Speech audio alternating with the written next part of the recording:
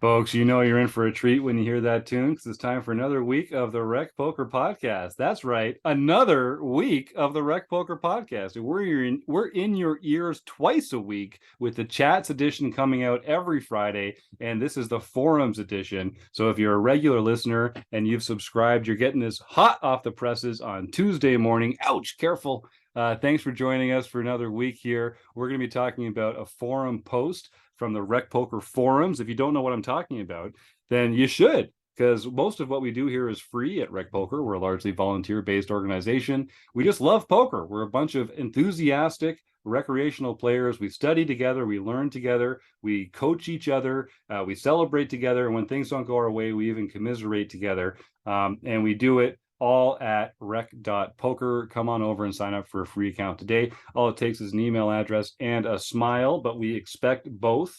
Like I said, most of what we do here is free, so we really depend on the support of our sponsors, the Running Aces Hotel, Racetrack, and Casino. And we also really depend on the support of our premium members. I'm doing great here, by the way, folks. Just really rolling off the tongue like a very natural professional podcast host might. We've got a couple premium members here in the room tonight, but before we get to them, I have to thank the Wrecking Crew members who you're going to meet. If you don't know, my name's Jim Reed. I'm Bluffsterini in the home game and at Rec Poker Jim on Twitter, but I am just the guy they give the mic on Mondays. I was once a premium member myself, just like these wizards. And if you want to find out more about me and the rest of the Wrecking Crew, you can go to rec.poker/crew, but you can also just listen up because you're going to meet a few of them right here tonight on the air. I am Chris Jones. You can find me 5B5 on Twitter or 5x5 in the PokerStars home game. I'm Rob Washam, and you can find me as Rabman50 just about everywhere. I'm Taylor Moss. You can find me on Twitter at Taylor_Moss or in the Rec Poker home game as Gopher Boy TJM. And like I said, I am so pleased when our premium members come and join us here on the show. It's just one of the perks of being a premium member. And if you want to get some of those perks yourself, all it takes is $15 a month. But if you use the code RECPOKER, you're going to get your first month for only $5. So come and give us a try. The two premium members I'm so excited to be welcoming to the show tonight are DJ and Doug. DJ, why don't you unmute and tell folks a little bit about where they can find you here at Rec Poker? Oh, DJ is still muted, unfortunately. There he is. I'm DJ. I am Hawk Plays on the home game, and in the Discord, I'm 85 Hawk. I got started playing around the Moneymaker boom. I turned 18 right around that, right before Moneymaker 1, and I've always really liked psychology and social psychology and math, so poker is kind of right there, and yeah, that's about it for me. Cheers, DJ. Thanks for joining us. And if you're listening last week, you already know Doug Barron, but Doug, why don't you unmute and tell folks again a little bit about yourself and where they can get a hold of you.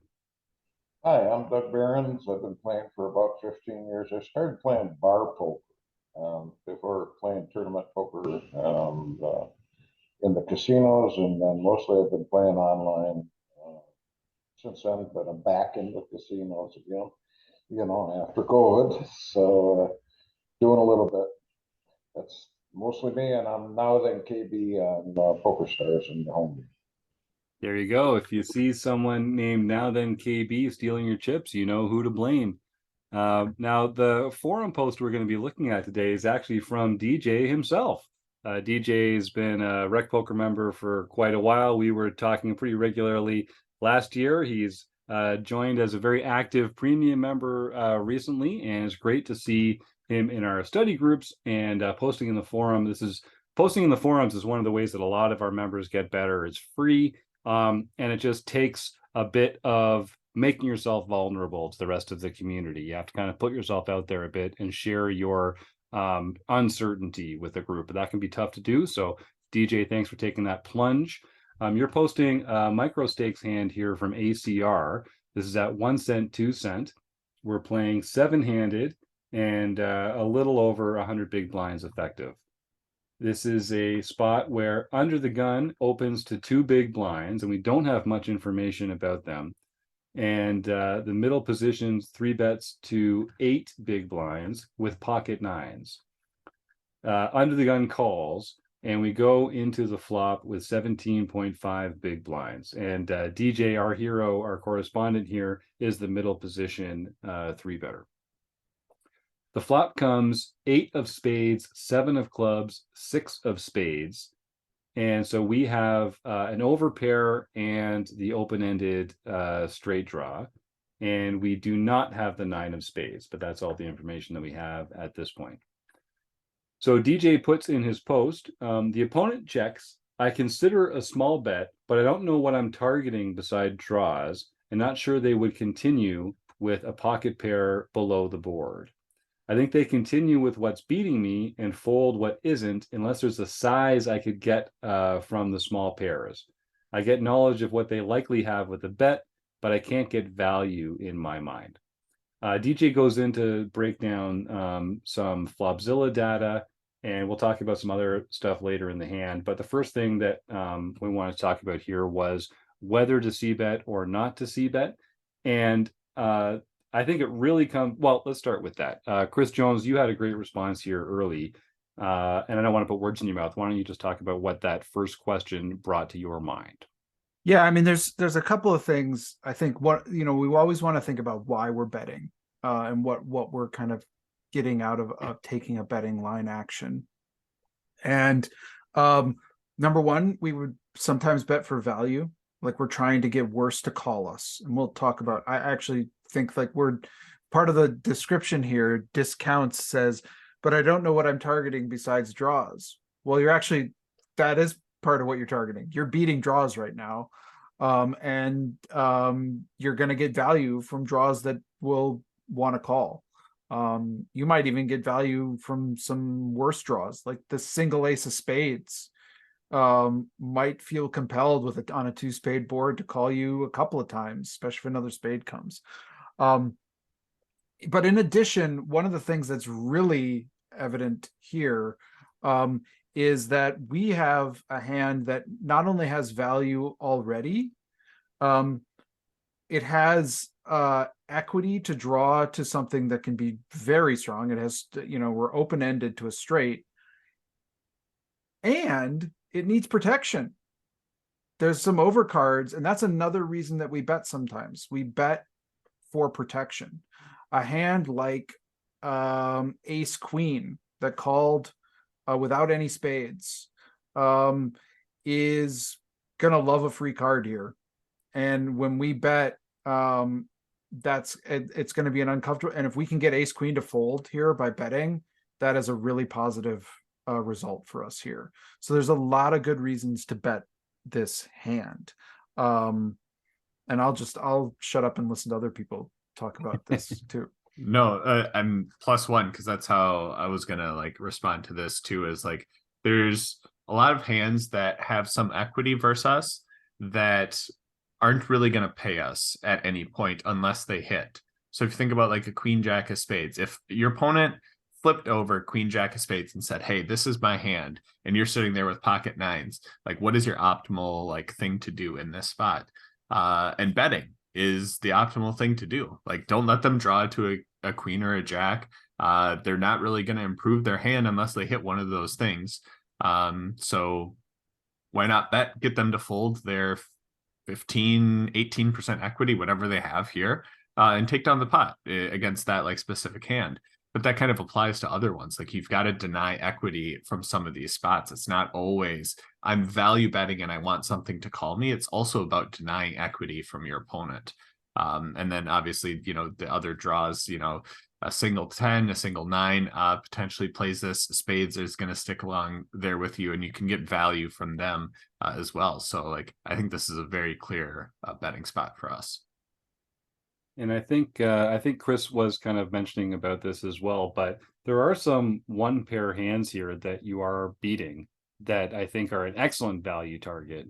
So, hands like Jack 8, well, I guess they are in early position, so that's true. So they shouldn't have that many necessarily of these 1-pair hands, but you don't know enough about this player to discount it. So they probably have I mean, it really depends, but in a cash game this deep, they probably have all the ace eight suiteds, which are going to feel obligated to call us. They probably have, you know, there's a decent number of one pair holdings that we are beating. So let's talk about sizing a little bit here, because I think that there's two ways to think about this. There's how do we calibrate our size in a vacuum, and then there's how do we think about sizing with our particular hand. And there's always some tension between those two things, and I think you don't have to do it the same way every time either, but it's thoughtful. It's good to just be thoughtful about what you might be doing there. Chris, you've talked a lot about different board textures and different protocols for c betting and sizes for c betting. In a typical situation, this is a 3-bet pot, and we're in position. So I know we can size down a bit when it comes to 3-bet pots, but on a board 8-7-6 two-tone, when checked to, what does your gut say is sort of like the typical size that you would use here across all circumstances, or in a vacuum, however you want to think about it? Well, yeah, I think this is very different than if this was like we had opened from middle position and the big blind had called us or something, you know, like, and we got checked too. In that case, I think this is actually a board that we'll probably be betting in just a single raised pot where we had a middle position open and a big blind call. We're probably betting less frequently and larger on this board. But in this 3-bet situation pot where we've got two pretty strong ranges showing up here on a board that is just dripping wet, I think we want to bet pretty frequently and smaller. So we can accomplish quite a lot here. What was the pot? It's about 17 and a half. Yeah. I'm probably betting 6 big blinds here, something like that. And the goal is not to make them fold their value hands, right? Like, I think this is the sometimes the spot that we get stuck on. They're not going to fold a hand that has, like, you know, 2 overs and 2 spades. Like, we're not going to get them to fold their very strong hands. So we don't actually need to price out those very strong draws, because they're not going to fold. They're not going to fold those strong draws anyway. So we're trying to, like, clean up our equity, I think, as Taylor was saying earlier, to deny equity to our opponent by getting them to the fold hands, like, you know, the queen jack of I don't know what's on here, of hearts or something. Yeah, exactly. Just 2 overs that have a lot, you know, if they knew that we had pocket nines, you know, we definitely want those overcards to go away. And if we can do that for a small price, then that feels like a profitable decision. I really like DJ's breakdown of the range that he puts his opponent on here. So he's got his opponent calling the 3-bet from under the gun, and puts them on a range of hands that's basically 2s plus suited aces, and then just a ton of suited Broadway and some offsuit Broadway. And if you look at that range, the vast majority of that range is unpaired overcards to this board. And that's exactly the kind of the part of the range that we're trying to target with a smaller c-bet here. Those king queens, queen jacks, those hands that they have a lot of. You know, you've got them with 177 combos, 14.4%, which I think is a reasonable range that you've given them here. So much of that range is just 2 unpaired overcards. So I think this is a chance to just win the hand here, extract some value from the draws, and you still have to play poker on a future street. But I think your consideration was correct. Let's stop there for 1 second. So people talk a lot, and I talk a lot about there sort of being like 2 reasons for betting for value, which is to get called by worse hands, or betting as a bluff, which is to get better hands to fold. Taylor, can you just talk a little bit about, denying equity as a concept, and sort of is it more like one or the other, or is it a subset of one of those two, or is it actually a completely different thing?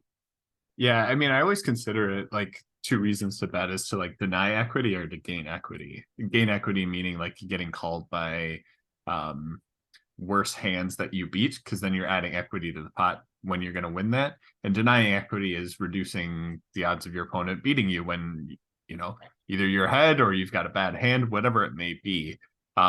But you know, you don't have this hand locked up 100% of the time.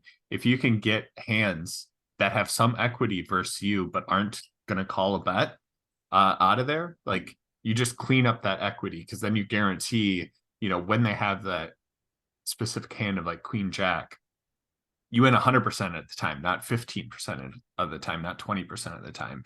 Because if you check here, and the queen, it's a Queen of Clubs on the turn. Well, guess not what? Now Queen Jack beats you, Queen 10 beats you, King Queen beats you, Ace Queen beats you, all those types of things that you could have potentially narrowed down that range of what beats you. And specifically, like why we want to do it here is because we have an overpair to the board, but it is a very vulnerable overpair to the board. Granted, the 10 coming like gives us a straight, but anything Jack or higher actually like really hurts our equity in this hand. So when we're betting here, we're specifically targeting those like higher hands, and or those higher card hands that our opponent has, and we're trying to like clean up that equity and make sure that like it's a little bit easier for us to win the hand in the end, instead of checking and seeing an overcard come, because then we're in a really tough spot on the turn. That's a great explanation. I think some people get caught up on the notion that it's like, but if they have such a bad hand, don't I want them to call? Like, aren't I getting a worse hand to fold when I make that equity denial bet? And I think, Taylor, I don't want to put words in your mouth, but you'll say they are folding a worse hand, but is it a function of the price that they're getting? Like, if they are overfolding to the size of your bet, then they're making a mistake and you're winning. So would that mean that like a large bet here would be a mistake, but a small bet is a way for you to make them make a mistake? I don't think a large bet is a mistake here either. Just because of, I think it all like the bet size really comes down to like what is your opponent going to call, and going small versus large on sizing is somewhat, you know, related to how much of the range is your opponent going to call in this specific spot. If you're ahead and they're going to call very wide, going big is great, because then you're getting a ton of value from it. If you're potentially ahead, but they're going to fold a lot on very dry boards that are unconnected, where you see a lot of small sizings, like then you're benefiting by getting them to fold a lot of their range. And it really comes down to like, how much does your range like dictate what your opponent's going to continue with in this spot? And I think this is, you know, somewhat of a middling board where you can say like, it is somewhat elastic what your opponent's going to call with here. Like if you put out a bet, are they going to call Ace Queen? Ace Queen still feels, you know, pretty strong. I think you can like really like try and understand like, how is Ace Queen, how is Ace Jack going to behave in these spots, and, you know, kind of dictate your bet sizing on some of those types of things, not just that one hand specifically, but sometimes their range of hands that they would continue with here. So to loop back, because I'm rambling a bit, but like I don't think a big bet size is all that bad. One, because we have an overpair to the board, and two, there's a lot of spade combos that they're going to call with that we're ahead of, and you know, we would be able to get value or add equity to the pot when they have those holdings. But they're going to fold a lot of their junk, so it doesn't really matter. We're not targeting their junk if we're betting. We maybe are targeting their stronger draws, because a strong draw is going to call for a third. Is a strong draw going to call for 2/3? Probably. And there you can add, you know, a third of the pot to your expected equity in this spot. That makes sense. Doug, you unmuted there for a sec. What's up? Yeah, my comment would be everything that I've heard is just excellent if we're playing real poker, but this is a 1-2 Mm. And on ACR, I played a fair amount of that until I couldn't figure out how to make any money at it ever, because logic didn't apply. Right. And so I don't, Taylor Speak was just wonderful if we were playing, a bigger game on ACR, but on the cash game on ACR like that, we're just hemorrhaging chips because of the rake and everything else that's going on there. But, I think the 3-bet comment was still relative, but you got to be careful. They don't let go of their ace kings just because they don't have anything. Not a requirement on that game. That's a good Yeah. point. But I'd argue that's still relevant though, because like that's part of the conversation that I'm talking about is like, how's your opponent going to handle in certain spots here? Like you can definitely argue that ace king should be a call here. But if you know your opponent's going to call ace king, ace queen, ace jack, ace 10, all those just like high card hands, because they might not believe you in this spot. Now I want to go big. Like let's hammer the chips in there where we've got that. Like it's a spot where if they're going to call us, like we want to put chips in now while we know we're ahead. Yeah. And it's going to allow us to play pretty easy later on in the hand. So I think you can react to it. And it's that classic like GTO versus exploitive, like how do you handle these spots? And like I think you can like change up how you'd approach these certain spots, especially in these low stake games, to accomplish what you want to accomplish. Chris, I think you had something there. Yeah, no, I was gonna say the exact same thing pretty much. I mean, I love that. I just feel like, but to go, I mean, yes, I think we should go if we think that they're gonna like ace queen is just an auto call for them no matter what side. Like, yeah, let's go pot or overbet this and just start to build a pot. I'm excited to get money in this. We're behind some sets. We have draws against pretty much everything. I'm not too scared of where we're sitting in this spot. But the other thing I just wanted to go back to as well is this idea. I think that we do that two kinds of betting that we've been talking about. I do think that some players get a little sort of like twisted around in this idea that if they fold worse, I've lost something. I've lost out on something. And if they fold, we win all of the time. 100% of the time we win. That is a good result. And so the fact that they didn't call you with their king, queen of hearts here, that is a good result. Because if they call you with the king, queen, yes, we have a good hand, and yes, we're very likely to continue to have the best hand on turns and rivers, but a decent portion of the time we're going to lose now when they call it. So it is not a negative result when people fold hands that we are currently beating. And I think the real please, Rod.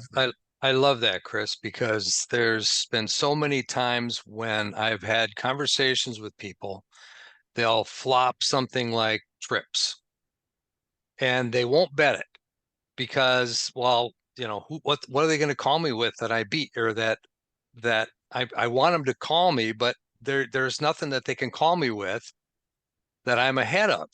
But they're wrong, because if you try to slow play these and you try to trap people with them, you end up trapping yourself more often than not. They either have something they can call you with or they don't. And if you have a hand like that, you need to try to get value. And if they fold, well, they didn't have enough to call you with anyway. So you go ahead and put the bet in and don't worry about them folding something that you're ahead of, because that's how it works. You make money with your value bets because it protects your bluffs. So you need to continue making those value bets when you have value. Period. Don't worry about the rest of the stuff. Now, when you get to the river and you want to make a bet, now you're trying to target what you want them to call with. But on the flop, it's more of a, it's so loosey-goosey on the flop because anything can happen. There's 2 more cards to come. Lots can happen. So get the value when you can. If they fold, well, they didn't have anything they call you with. Go on with the next hand. DJ, did you have something you wanted to add there? I just want to say, this is all like they're hitting it right on the head. I'm worried about things folding and not getting value out of. I might have, there, and also Taylor's idea of thinking about it as gaining equity versus denying equity as betting makes a lot more sense than thinking about value betting versus getting something to fold out for me.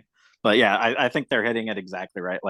I think if I would have had more time and I would have taken a little bit more time, we talked about, slowing down a little bit. I think I would have come up with that. And 25 to 33% of the pot is usually like my smaller bet size on when I'm on frequency betting. So I don't think I would have gotten to the bet bigger here at all.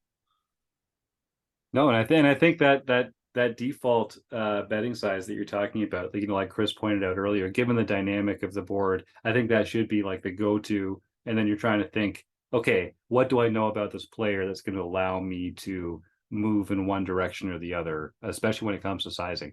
And I want to just talk about sizing a little bit here, because sizing, this is the area where we get to get funky with our opponent's ranges. We can contort our opponent's ranges by the sizes we use with our bets and raises. Okay, so if people are feeling confused about like, oh well, what, we don't want him to fold a worse hand than ours, we actually do if we're giving them a price so good that they should have called.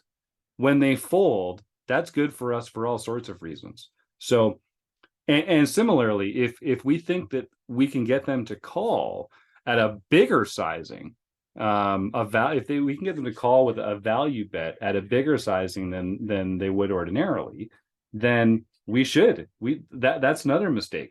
So the mistakes that our opponents can make is not just about folding better hands or calling with worse hands. They can also fold worse hands when they were getting such a good price that they should have come along, and they can call with worse hands getting a worse price than they should have. So we can, I'm probably saying this in a very confusing fashion, but if we can get them to, if we can clean up our equity with a very small bet, then that feels like that's just a win on every square of the ledger here. So that's maybe that unlocks some of the kind of tension between these concepts, is that it really comes down to sizing. What we want is our opponent to make mistakes. We want to be giving our opponent the opportunity to make mistakes, and we're going to do that. Essentially, the more sophisticated we get, the more sizing becomes the way that we allow our opponent to make those mistakes. So, I mean, this is a pretty good conversation. I guess we'll just finish the hand here because it's interesting as well. But this was the meat of the discussion that we wanted to get on the show. So DJ continues with his post and says, according to his work with Flopzilla, he's got almost 70% equity here. He's ahead. Maybe need to find a sizing that had a chance of working. And that's the question, is like, working, what is the goal, right? Like what would working look like? And I think we've talked about that a little bit here. So he says he may have been seeing ghosts, but he did check behind. So it goes check, check. Turn comes the 10 of diamonds. So 6 of spades, 7 of clubs, 8 of spades, 10 of diamonds. So there's 4 to a straight there. The opponent shoves. So this is also interesting because we have kind of weakened our own range by checking back on the flop. So we are inviting them to bluff at a higher frequency than they would if we had continued our aggression. But as we've all talked about here, like, we just don't think they have that many nines in their range. And you say in your post, I went from 100% confident pre-flop they didn't have Jack 9 to about 90% because I'd not seen a shove with no hand at showdown at these stakes. So I'm beating all but 4 hands, and a lot of their hands are behind us. And I just want to finish your thoughts here. It felt to you like it was an auto call. They're betting with something, but I'm way ahead. I call. And the question from DJ is, was there a misbet on the flop with that texture? And am I missing something obvious on this call? So I think the group says that consensus is that yes, there was a missed bet on the flop. What about the second question? We can roll on out of here after this one, folks. Was DJ missing something obvious on his call, or was it a good call, or was he just not thinking about all the factors? Rob, you unmuted first. What's on your mind? Yeah, I ran it in Flopzilla, and I included the Jack 9, even though he didn't have Jack 9 in his original list of hands. But I did include the Jack 9. And at this moment in time, he's got 91% equity, something like that. So, I mean, there's very few hands that he's behind right now. And the only ones that he's behind are Jack 9. Yeah. There's only 2 Jack 9 suiteds left. Because we've And got he's two got nines, 2 of the don't nines, forget. right? Yeah. You've got 2 nines. So there's only 2 combinations of hands that beat you. And anything else that he could be doing this with, you're ahead. So yes, this is like an automatic boom call. Yep. I agree. Chris, you'd And- unmuted earlier. Well, I Yeah. just, like Doug was saying, you see some erratic play, especially at lower stakes, these kinds of things. And sometimes we have to get comfortable putting our stack in. We almost have the nuts here, so that's okay. I mean, like, but we've got to get I mean, I would be, if I didn't have the straight here and it's a 4-liner, if I had like pocket tens here, given how erratic some of these spots might be, I might even still be able to find a call here. But I think with a 9 here, it's just we have to every time make this call, especially at these stakes, and especially it makes no sense. I mean, they just pile 90 big blinds here after this. We might be chopping. I mean, that's a but the line doesn't make any sense. And sometimes when lines don't make sense, it's because there's just nonsense. And so we got to find a call. DJ? Yeah, my mind went blank for a second on this shove. Like I look at the board, and I have the straight, and then the shove comes, and I'm just blank. Like I couldn't figure out what I was missing to that this was a good play. Turns out you weren't missing anything, buddy. Sorry, Chris. And go ahead, Chris. Oh, just the other thing I'll just add, one other note on this is you will often see players take that, although I think based on what I know about this hand, this is not the case here, but you'll often see players take this kind of line when they had something that they were kind of particularly happy with, and then the turn card made it a lot worse. And now they're like, so like, I could see this very easily being like 8-7 or a set of 7s or something that's like, oh no, it's a 4-line. Come on, I was supposed to win this. And then they're just like, here, try this on for size. That's, I think, a very common thing. And so if you see it, it's likely that their hand just got worse. Rob? Back to something that Doug said earlier about the players at this level. I've played at this level, and there are some very excellent players at this level. I'll get on a table and I'll have, I'll look around the table and it's like, there's nowhere to get any money on this table.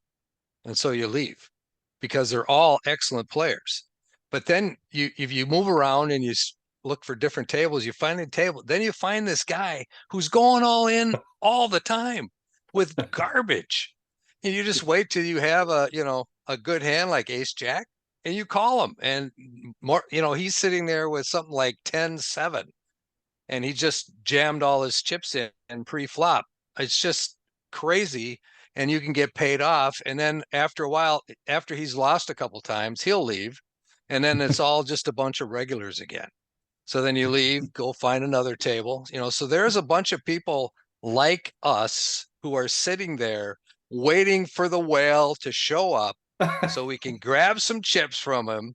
And then when it gets to be all of us just sitting there together, we go, well, this is no fun. We're just trading blinds back and forth. We go to another table. That's what I see when I play on ACR. Yep, that's well put. So there is a good post here. So I encourage all our listeners, go check out the forum post. I'm going to put the link to the post in the show notes today. You don't need to be a member. You don't even need to be a free member to view the forum post. You just need to be a free member to post and to respond. But you can see, like Rob's put some screenshots up here from Flopzilla, and DJ. I've got to take my hat off to DJ, who's put some really good analysis into this. He's got a very precise range. He's run it through Flopzilla. He knows what the equity is. This is a really good, well-constructed post with a lot of the information that we would need to make have a detailed conversation about that. So well done there. And I want to give a shout out to Charles Allen, B-Chip, who also makes a post response in here that kind of agrees with what we've been talking about. And it's just, but again, really, really well put here. And he also, speaks specifically that you've got these two combos of Jack 9 suited that you have to worry about, and everything else you're crushing. And he says, I'd call without much thought and expect to win a very large majority of the time. And I think he's right. And that does seem to be the consensus here. So, DJ, I think well played, sir. A really good conversation about the flop c-bet opportunity, and I think I really enjoyed that sizing conversation that we had there as well. But I think it was an uncontroversial call, and congratulations on the well played hand, sir. And I just want to thank all our forum participants, our correspondents who come and type in the Rec Poker forums. It's free. It's a great way to get better. I know a lot of our members have mentioned to me specifically that it was a way that they got more involved with the community, and people responded in a way that made them feel welcome and opened their eyes to some strategic elements that they might not have been thinking about. We talk on the show a lot.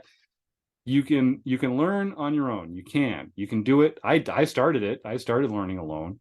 But you can't really challenge your own assumptions. You can't take an objective look at your game. You don't know what you're doing wrong. And all it takes is joining a free group like Rec Poker to come and share your thoughts and share what you're not sure about. And we're going to tell you, we're going to help you get better, and we're going to point out some of the ways that you could be improving, and you're going to learn more about poker, and then eventually you're going to be one of these people that's helping other people learn more about poker. It's a great group we've got here, so I hope people come and check it out and share their thoughts in the forums here. DJ says, so we should point out, so the villain had ace queen offsuit, as it turns out. So it's exactly one of those kind of spots where they're just like, you don't have a 9 and put it in. But we did have a sneaky 9. In fact, I wonder if DJ won the max here by checking back as it happened, because I'm not sure that they take that lead turn shove into their playbook if we had c-bet the flop. So you never know. Sometimes the wrong play at the right time can be just the ticket. That's kind of like the Bluffsterini method. DJ, I saw you unmute there. Parting thoughts for our audience? I was just going to say, like, my past 2 sessions have been these kind of hands where people have gone all in, and I can't figure out how I've made money off of, off of people making these kind of decisions. But we make money when other people make mistakes in poker. Other people are going to make, this is your goal. Your goal as a recreational poker player isn't to play flawlessly. It's to make fewer mistakes and smaller mistakes than your opponents. And that's the best we can do, buddy. That's the best we can do. So that's what a winning day looks like for recreational poker players. Just making fewer mistakes and smaller mistakes and letting your opponent's chips flow over to our side of the table. Just like we're going to flow on out of here. Like that, folks? A little segue, a little professional podcast host segue. So thanks to DJ for the fantastic post, and for coming on the show tonight with Doug. Thanks, Doug. It's always great talking to you guys. I got to thank the Running Aces Hotel, Racetrack, and Casino. And of course, Taylor, Rob, and Chris. We couldn't do it without you guys. And you, the listeners. We'll be here next week. I hope you are too. Have a great week, and we'll talk to you then.